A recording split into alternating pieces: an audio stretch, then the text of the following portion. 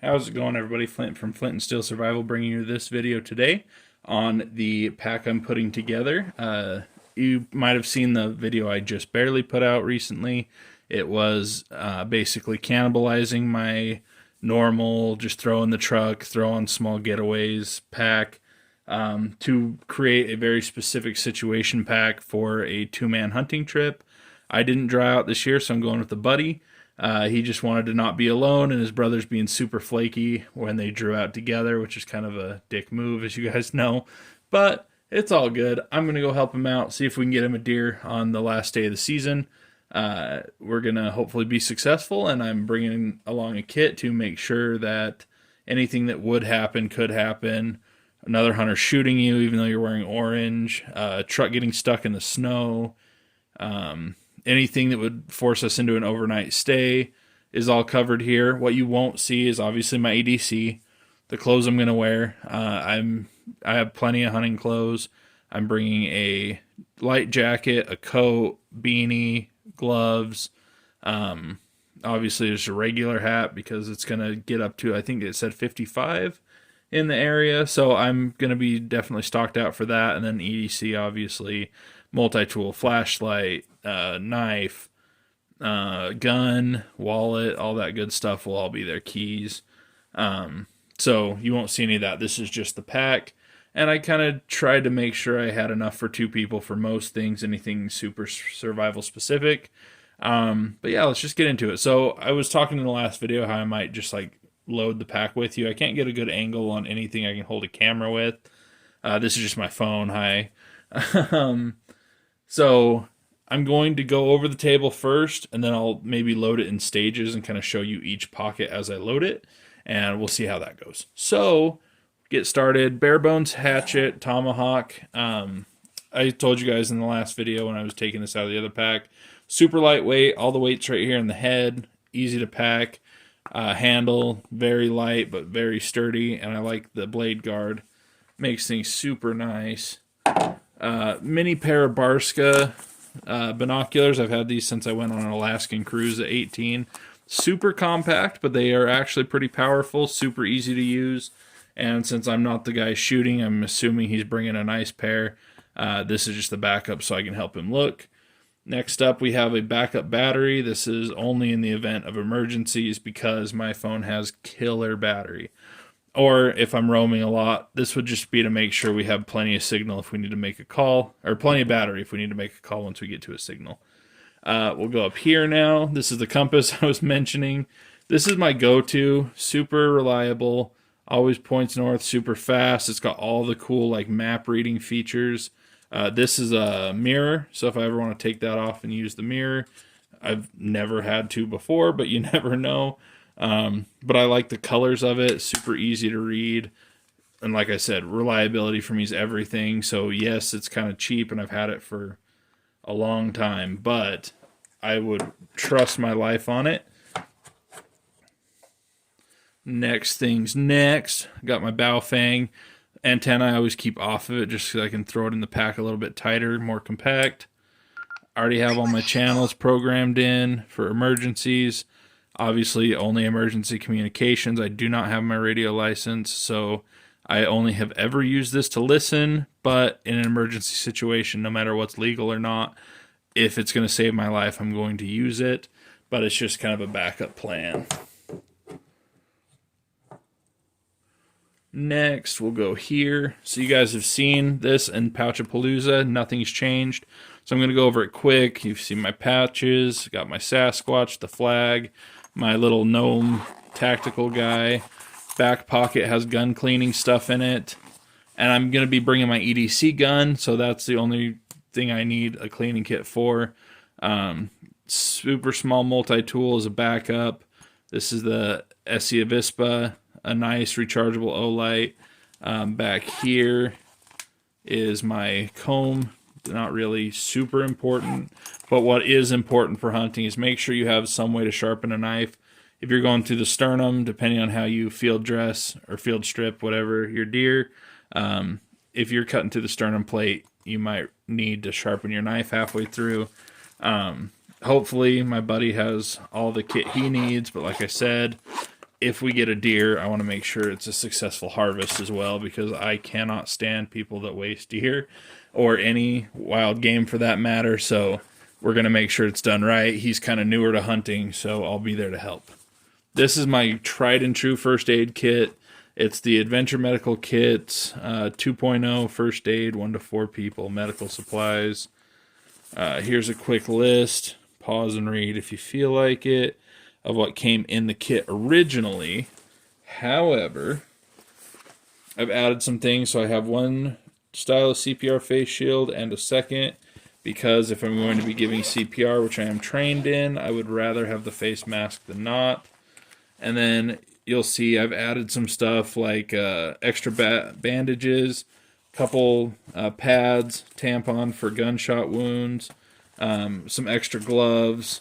So this one's built out a little bit heftier than it normally comes, but I wanted to make sure that if anything were terribly to happen, that we had at least something. And then in addition to the regular first aid kit, another CPR face shield, trauma shears. This is my tourniquet, super awesome, plus my Sharpie to mark the time. As far out as we are, we're still very close to a hospital, within an hour, so we would probably be fine getting them there as long as I have the tourniquet, but without, that hour drive could be fatal.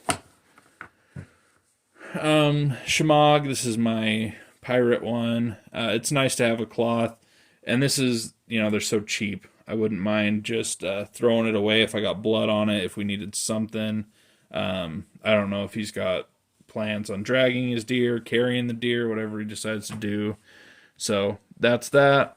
These are just regular mechanics gloves, more utility than warmth. I believe they're called utility gloves. Extra large size. They're super small, so might as well have them and be happy that I do if I ever need them, than not have them when I do.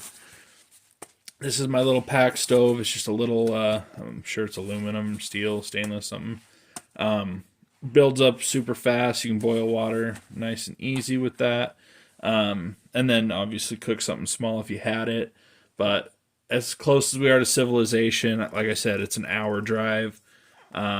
If we walked straight to the nearest town, we'd probably only be, 15 miles, which could be done in a day. So I'm not super concerned about food. Water is obviously top priority in a survival situation, as well as shelter, and that's about what we're at. So like I was saying, I don't remember if I said this actually. I'm going to keep this one empty. This is just for boiling water. I normally stick my life straw straight into it. That way it will pack a little bit nicer. But this is just for boiling water. I have the little cup, but you can boil a lot of water in this. I don't know if you guys have ever tried boiling in stainless steel bottles. This is also the unlined one, so super safe. No worry about chemicals getting ingested. But just make sure you put it near the fire, not on the fire, or you could actually pierce it with flame. It'll start melting. So just kind of fire adjacent. Next up, my tried and true life straw, as well as I had a 10 pack of these I bought forever ago. Gonna throw one of those in there. I can use one, he can use the other, and then we're not sucking each other's water. Obviously in a survival situation, stuff like that doesn't matter so much. Just realized I skipped. So my Silky Gone Boy had this for a long time. Favorite saw of all time. If you need some firewood, it's a lot better to saw down something that's, a third this size and then process it with the hatchet than try to hatch it through something that size. So this is just to increase speed at which we could process firewood if we needed a fast fire. And then my knife I'm throwing in this kit is just my Gerber. I don't even remember the model. It's this little cheap guy. It comes in waxed canvas with a dangler. Love it. Super sharp. Super easy to sharpen. Like I said, it's not my deer to skin, but if his knife sucks, didn't bring his knife, something like that, I'll have a backup, because like I said, I'm not letting him waste any meat just because he doesn't know exactly what he's doing. I'll be there to help.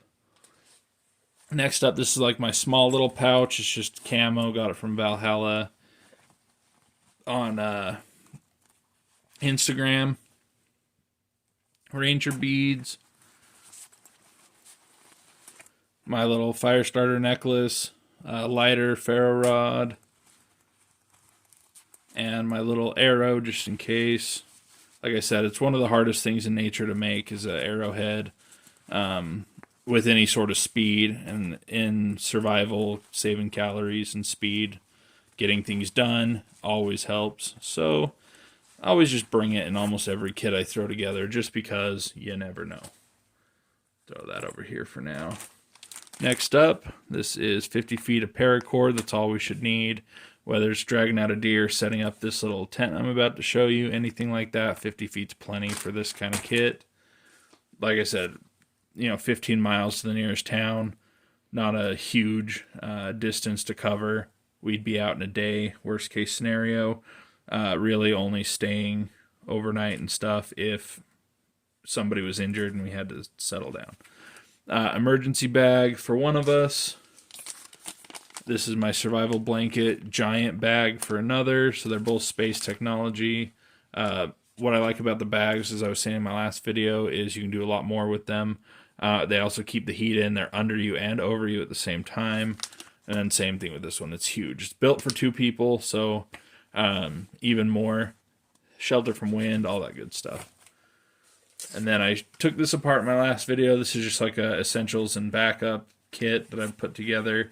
It does have the original Bear Grylls plus a bunch of stuff after the fact. So backup lighter, backup like signaling stuff, whistle, all that good stuff.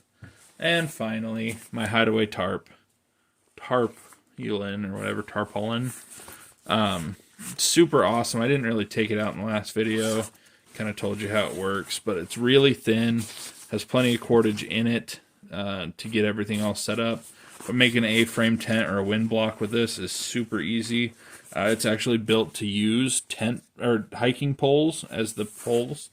But you can also obviously craft sticks, just chop a couple straight-ish sticks. Works the exact same for your windscreen, and then an A-frame, obviously shorter sticks, bring that down to the ground. Yeah, now we're going to load this bag up. Like I said, I'll put some stuff in, show it to you, put more stuff in, show it to you again. Be right back. Alrighty guys, we're back, bag's loaded, and I'm going to hand camera it, so hopefully I don't make you too dizzy. What we got here is my backup battery only. Figured that was safe to put in that little sunglass pocket. In here, in the back, like water reservoir area, I have the tarp, the bottle to boil in, and both water filters, the life straws. I had the one inside the bottle, and then obviously to go hunting, you shake your bag and see if it makes any noise as you'd be hiking and walking, and you could hear it clanking in there. So I took that back out. The tomahawk, my first aid stuff, this lower mesh pocket is where most of the survival gear went. So the Bear Grylls thing and that little camouflage zipper guy I had. My binoculars are right here for easy access. Same thing with the compass, easy access, and gloves. And then up front I have my little pouch with the cleaning kit, sharpener, my saw, knife, 550 paracord, and also the bow fan goes right here. And then the antenna goes in one of the little pen pockets. So that's what we got. And then I actually have my water bottle pocket for a water bottle for later. And then plenty of space in here for snacks and food. Overall, I would say maybe 10 pounds, maybe 15. Super light. I can go throw it on a scale, but it's something I know I can carry for quite a long distance, even with my EDC and over terrain, even in the snow. So I'm comfortable and confident, and I feel even better now that that's done. Thank you guys so much for watching, and I'll talk to you in another one. Bye.